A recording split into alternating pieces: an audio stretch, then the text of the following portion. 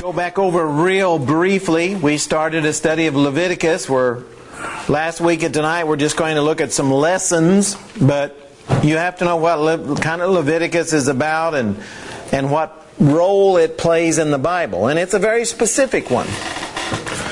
And I mentioned last week that Leviticus is about the priest and all the procedures and sacrifices, offerings, regulations.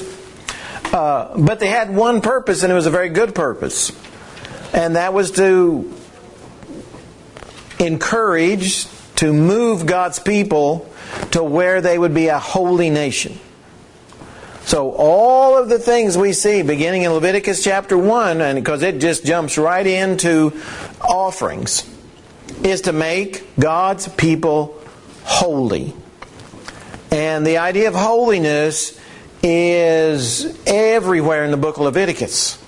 Over and over and over again. I don't seem like it was either over 80 or over 100 times in the book it mentions the word holy or holiness.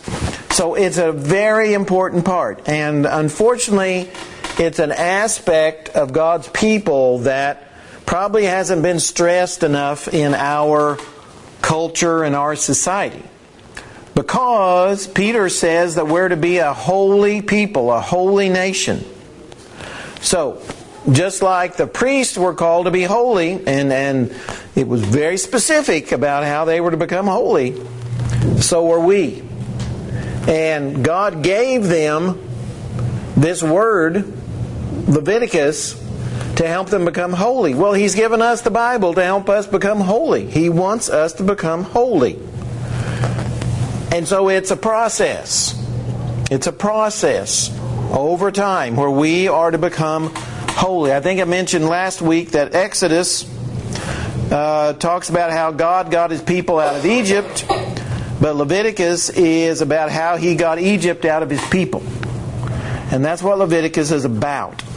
Remember, it's only about, the whole book takes place over only about a month, only about 30 days. And they're encamped at Mount Sinai. They left Egypt about a year ago. So they've been through the wilderness now for about a year, and they've already seen countless miracles. I mean, countless miracles. Their clothes, remember, and shoes and everything aren't decaying. They're staying the same, just like they were when they left, which of course is miraculous because clothes wear out. But theirs weren't. They were getting fed and watered miraculously. So they were constantly seeing God's power on a daily basis. The Levites, as I mentioned last week, were a tribe, and they were picked out to be the servants in the tabernacle and temple because when Moses came down from the mountain, from Mount Sinai, and the people had made the golden calf and all of that had went on, Moses said, well, who's going to be on God's side? And the tribe that responded was the tribe of Levi. And so He chose them to be the servants, the priest. And so they weren't to have a particular location, geographical location in Canaan. But they were to receive their living, if you will, from the other tribes through offerings and everything else. So they had a very specific role to play in God's plan.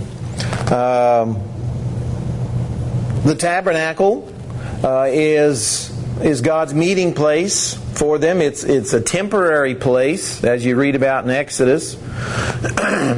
The temple has not been, of course, built yet. Wouldn't be built until the days of Solomon, which was, long ways down the road from where we are in Leviticus. So, we talked about last week, there it is. The first lesson was God demands our best.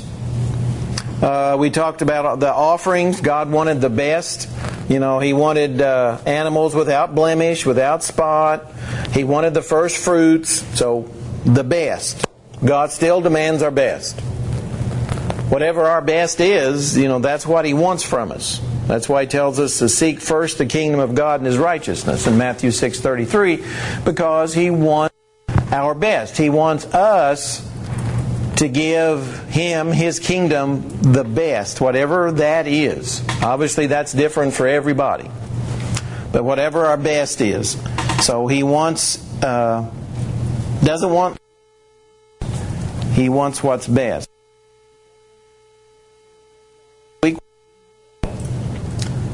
God gave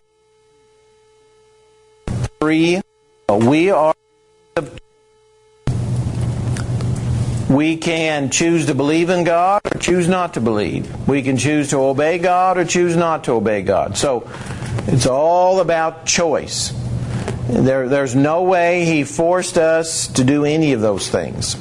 We had free will. And then the last thing we talked about last week was details are important. And details. When we look at some of these sacrifices in the next few weeks, we'll see how detailed they are. The type of sacrifice, how it was to be prepared, how it was to be offered, the details about the priest and what he was supposed to do, and whether parts of it were to be eaten or not eaten, and by whom or not by whom, and so over and over and over again. Then, of course, we talked about Nadab and Abihu and them not paying attention to details. They were supposed to get fire from one particular location, but they didn't. And the Bible says they offered up profane or unauthorized fire. Some translations even put the phrase unauthorized in there. They didn't have any right to get it from anywhere else. God said, get the fire from here. But He never authorized them to get it anywhere else. Well, for whatever reason, and the Bible doesn't say really why, they got it from somewhere else. And of course, as a result, they died right there and then. So, then we move on to holiness. Here's the fourth lesson from Leviticus, is holiness. There it is. It's more than 80 times. More than 80 times holy or holiness is mentioned in the book. And it's mentioned more than any other book in the Bible. Of all 66 books, Leviticus talks about holiness more than any other book. Okay, so first let's go to Leviticus chapter 11. I'm going to finish kind of early tonight because we have a lot to talk about for VBS. But there are some things I definitely want to get. Chapter 11 of Leviticus. And if you would read, somebody, 44 and 45. Verse 44 and verse 45. For I am the Lord your God. Consecrate yourselves, therefore, and be holy. For I am holy, and you shall not make yourselves unclean with any of the swarming things that swarm on the earth. For I am the Lord who brought you up from the land of Egypt to be your God. Thus you shall be holy, for I am holy. Okay, there's several ideas embedded in those two verses. First of all, he says, the reason you're doing this is because I am the Lord your God. That's what it's all about, is I am the Lord your God. So because of that, he says, you should consecrate yourselves. The idea of consecration is the idea of separating. When we're talking about holiness, when we're talking about sanctification, we're talking about taking something ordinary and making it extraordinary.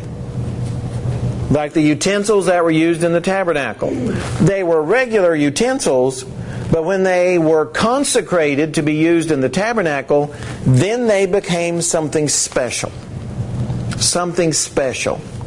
So they went through the process of being consecrated, set aside, because they were going to be used for God's service. And so that made them special. And so everything in the book of Leviticus is about all of these things, people offering sacrifices, being made special because they're going to be used for God's service. Well, the Bible says we're to be consecrated. We're to be sanctified. This is the whole idea of holy.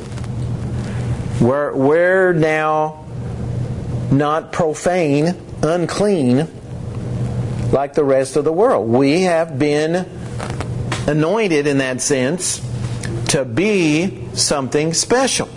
Again, that's what Peter says. We're a royal priesthood. We're a holy nation. We're God's special possession. We're His special people. And so every time someone becomes a Christian, they are now in a very different group than they were before. Because now they're consecrated. They have a special mission, a special purpose that's called to be holy for God's purposes. So we're to be separate in that sense from what the world does. Now we live in the world, just like the priests did in the Old Testament. They lived in the world, but they were to be separate from its practices. And so when we're a priest and we're holy, we're to be separate from the world in how we live. Let's go to chapter 19 of Leviticus and see some of these things. Leviticus 19. Let me double check. Leviticus 19. Yeah. And we won't necessarily read all these, but from verse 11 all the way down to verse 18, he talks about all the things they're to do or not do, like not cheat your neighbor, not steal, not lie, not swear, not curse, not put a stumbling block, not be partial, not go about as a talebearer, don't hate your brother, don't rebuke this, or don't bear sin, don't take vengeance. So all of these things God was telling them so they would become this holy nation.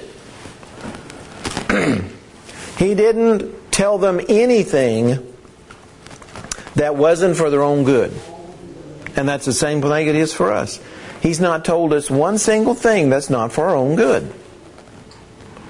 Everything that He wants us to do or refrain from doing is for our own good, to make us the kind of people He wants us to be. Well, that was what went on in the Old Testament too. The same thing. So, let's go to 1 Peter now and read 1 Peter chapter 1.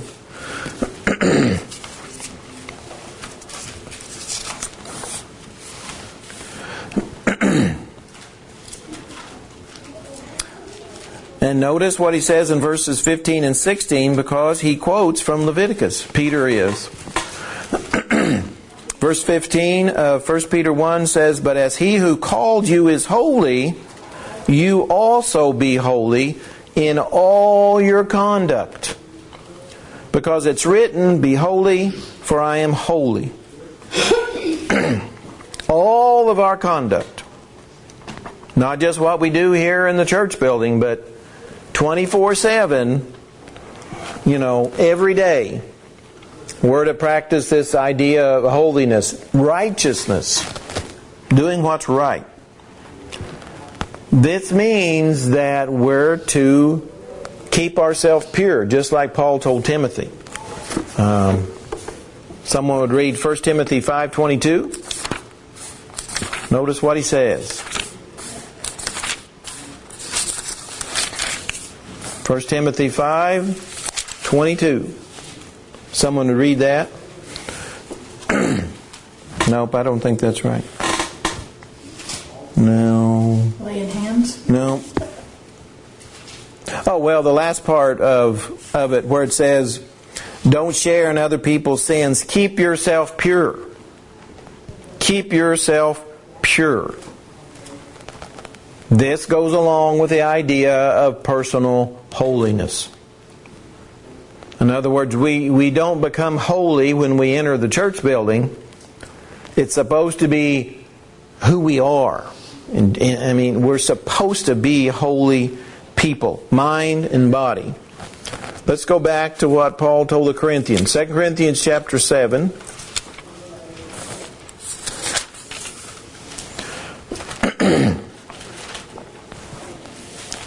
Would someone read verse 1? 2 Corinthians 7, verse 1.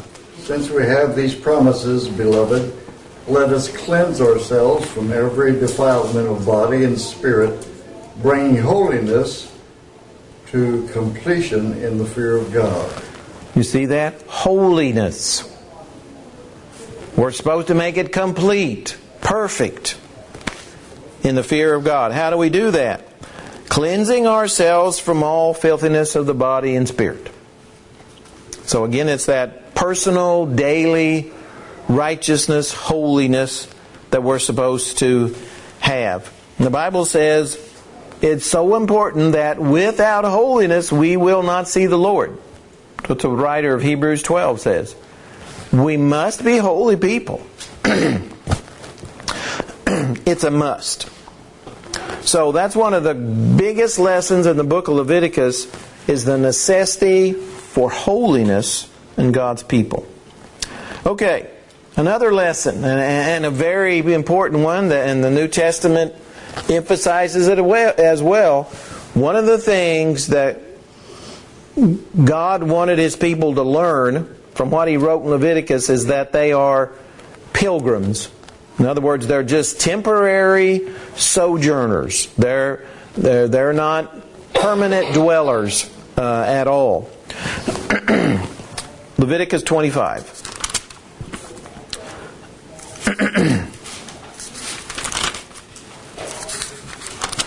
Leviticus 25 and verse 23. If someone would read verse 23 of Leviticus 25.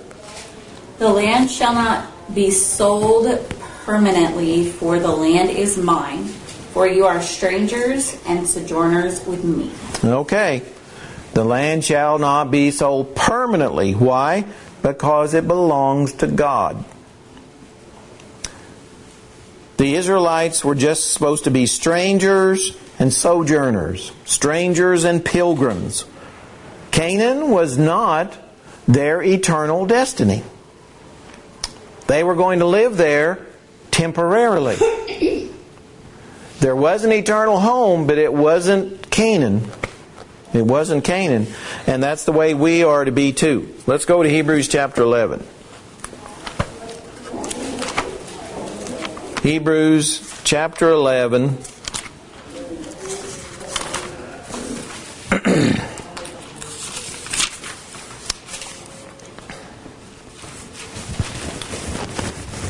Would somebody read, that's kind of a long read, but 13 through 16. Hebrews chapter 11, verses 13 through 16. These all died in faith, not having received the promises, but having seen them afar off, were assured of them, embraced them, and confessed that they were strangers and pilgrims to the earth. For those who say such things declare plainly that they seek a homeland. And truly, if they had called to mind that country from which they had come out, they would not have had opportunity to return. But now they desire a better, that is, a heavenly country. Therefore God is not ashamed to be called their God, for He has prepared a city for them. So these all died in faith. These were... Remember, this part of Hebrews is talking about the Abraham, Isaacs, and Jacobs who had been given the land promise, about the promised land. Of course, none of them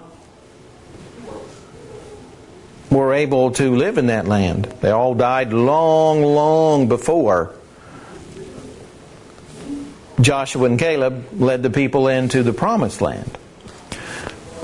But Abraham, Isaac, and Jacob had also been given a promise that through their seed would come the Messiah, and that it was through them that this Messiah would deliver people from their sins, and there would be not their rest would not be in Canaan, but it would be a heavenly rest. Well, that's what he's talking about in Hebrews chapter 11. They understood that they were strangers and pilgrims on the earth. Their eternal rest was not going to be on earth. And it's very unfortunate that so many religions today don't understand that. They still think that heaven is going to be on earth. But yet verse after verse after verse after verse tells us that's not the case. Earth is not going to be our heaven. It's not going to be our heaven at all.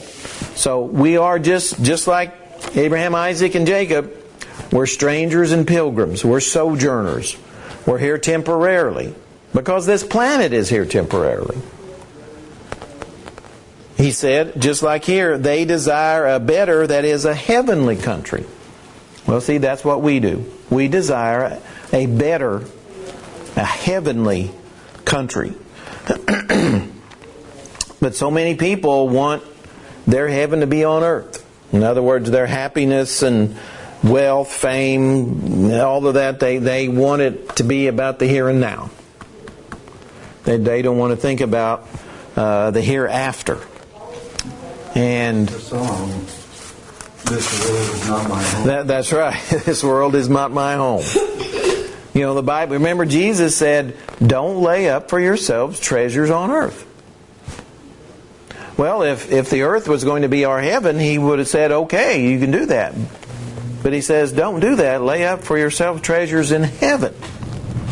Because that's where your eternal home's going to be. It's not going to be on earth. So if you lay up all your treasures on earth, they're all going to, like He said in Matthew 6, they're all going to be either stolen, like He said, by robbers, or they're going to decay or rust or be corrupted. So He says, don't spend your time and energy and efforts thinking that heaven's on earth. He says, lay up treasures that's going to be in heaven. That's where your eternal rest is going to be. So, and Peter says the same thing. I already mentioned that in 1 Peter 2, that we're just strangers and pilgrims on earth. That's all we are. 1 Peter chapter 2. Let's go there real quick and read that. I think it's verse 11. Beloved, I beg you, as sojourners and pilgrims, abstain from fleshly lusts which war against the soul. Understand you are nothing more than sojourners and pilgrims. So don't, hammer your peg into this ground. That's not where you're staying. You have a heavenly home. So these fleshly things weigh us down. But what do people that backpack, and apparently there are people that do that. The people who backpack, what do? They travel as lightly as possible. Lightly as possible. Only the bare minimum. That's just the barest essentials. Well, that's the idea for us. Since this world isn't our home, just take the bare essentials. Don't get weighed down by things of the world. The lust of the flesh, the lust of the eyes, the pride of life. Don't let those things weigh you down.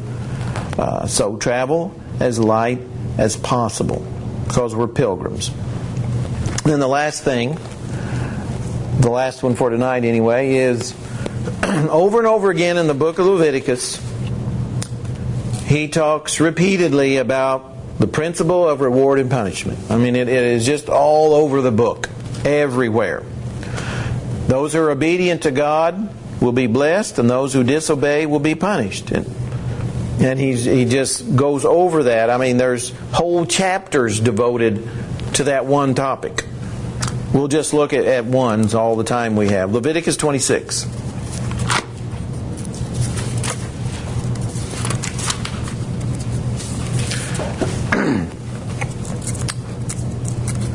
In verses 3 through 12, notice how he begins verse 3. If you walk in my statutes and keep my commandments and perform them, then he gives in the next 7 or 8 or 9 verses the blessings of obeying, like I'll give you rain in its season, you shall eat your bread to the full, you'll dwell in safety, you'll have peace, nobody's going to make you afraid, you'll chase your enemies away, your enemies will fall by the sword, I'll look on you favorably and multiply you, and so on. So, if you walk in my statutes and keep my commandments and do them, then there will be great rewards. Then if you go down to verse 14, he says just the opposite. But if you do not obey me and do not observe all these commandments and despise my statutes, or if your soul abhors my judgments so that you do not perform all my commandments but break my covenant, then I also will do this to you. And then all the way down through verse 39, he talks about the negative side of that, the punishment side of that. I'll appoint terror over you, disease and fever. You'll sow in vain. Your enemies will eat it. Your strength will be spent in vain. Your land won't produce produce, or won't produce anything. I'll send wild beasts among you. I mean, just over and over and over again, he says the things that will happen. Your land will become desolate. Your supply of bread will be cut off. And I mean, just the list goes on and on and on, all the way down to verse 39.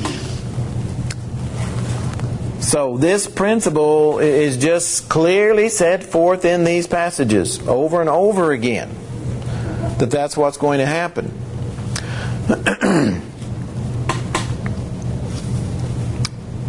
Well, notice what Jesus says in John chapter 5, and that'll be where we end ours. Notice, if someone would read verses 28 and 29 of John chapter 5. Truly, truly, I say to you, an hour is coming, and now is, when the dead will hear the voice of the Son of God, and those who hear will live. For just as the Father has life in himself, even so he gave to the Son also to have life in himself. I think I probably gave you the wrong verses to read. Yeah. It did fit in. Oh, I think I gave you 25 and 26. Mm-hmm. If we skip down to 28 and 29, which kind of is the same thought. Do not marvel at this, for the hour is coming which all who are in the graves will hear his voice and come forth. Those who have done good to the resurrection of life, and those who have done evil to the resurrection of condemnation, which goes right along with what was said in 25 and 26. So that principle started in Genesis and goes through Revelation. I mean, the entire history of mankind. That principle of reward and punishment. And of course, as Jesus is talking there in John 5, that reward and punishment is in eternity. The Bible says that sometimes good people have a hard life here on earth. Sometimes bad people have a good time on earth. But it's eternity that we need to be concerned about. It's eternity. That's what's important. All right. Well, next week, Lord willing, we're going to get into some of the particular offerings and see their significance for us. All these offerings, and there were 5 or 6, the peace offering, the thank offering, the sin offering, trespass offering. They all have significance for us. Plus all the feast days, Pentecost and Passover and Tabernacles, and all of those have significance for us. And so we're going to look at some of those beginning next Wednesday night.